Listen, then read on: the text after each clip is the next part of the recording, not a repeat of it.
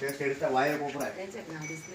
Wire कोपऱ्यामध्ये हा बॉबे पण होता तुम्ही आता नाही, बंद आहे सध्या. बंद आहे ना. हो. आता वायर कोपऱ्यात पण आवरा 50% येतोय. जो पूर्ण 100% भरायला पाहिजे पण 100% आवरा पॉझिटिव्ह येतो. 50% आवरा पॉझिटिव्ह येतोय. बाकी एकंदरीत त्या जागेचा हा इथं आता शिफ्ट टँक येतो. आपण टॉयलेट वाचून ते पाठीमागे आलोय. ही जागा ईशान्य कोपरा आहे. ईशान्य कोपऱ्यामध्ये हा पूर्ण आवरा निगेटिव्ह होते. का सेफ्टी टँक आहे खाली आवरा निगेटिव्ह होते. हा जर सेफ्टी टँक काढला पूर्ण आवरा याचा पॉझिटिव्ह होऊन जाईल. आता याचं ब्रह्मस्थळ ह्या शेडचं ब्रह्मस्थळ आपण चेक करतोय का की इथे त्यांना वास्तू बांधायची आहे. या शेडमध्ये या शेडमध्ये वास्तू बांधण्यासाठी त्यांना ही जागा योग्य आहे की अयोग्य हे आपल्याला सांगायचं आहे. म्हणून याचं ब्रह्मस्थळ आपण चेक करतोय. ब्रह्मस्थळ म्हणजे सेंटर.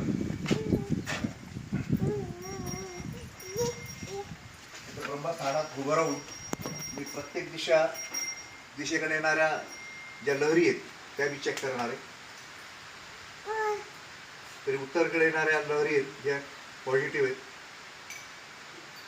ईशान्येकडे येणाऱ्या लहरी निगेटिव्ह आहेत. कारण ईशान्येला संडास बाथरूम आहे. कारण निगेटिव्ह वाईट शक्ती तिकडे येतात जास्त. तिकडे पूर्वेकडे येणारी एनर्जी पण भरपूर आहे. त्या पूर्वेकडे गोठा आहे. तिकडे आग्नेकडनं येणारी एनर्जी पण भरपूर आहे. तर तिकडे आग्नेकडनं पण गोठा आहे. तिकडे दक्षिणेकडे येणारी एनर्जी पण चांगल्या आहेत. फक्त इथे निगेटिव्ह एनर्जी दाखवत आहे नैऋत्य कोपऱ्याला. ती शोधावी लागेल आपल्याला. इकडून पश्चिमेकडे येणाऱ्या एनर्जी ज्या पण चांगल्या आहेत. इकडून वाया कोपऱ्यातून येणारी एनर्जी पण चांगली आहे. आणि ब्रह्मस्थानातली एनर्जी जी ती आपण चेक करतो. ब्रह्मस्थानातली एनर्जी पण चांगली आहे. तर आपल्याला नैऋत्य कोपऱ्यात काय एनर्जी निगेटिव्ह दाखवते ते शोधायचं.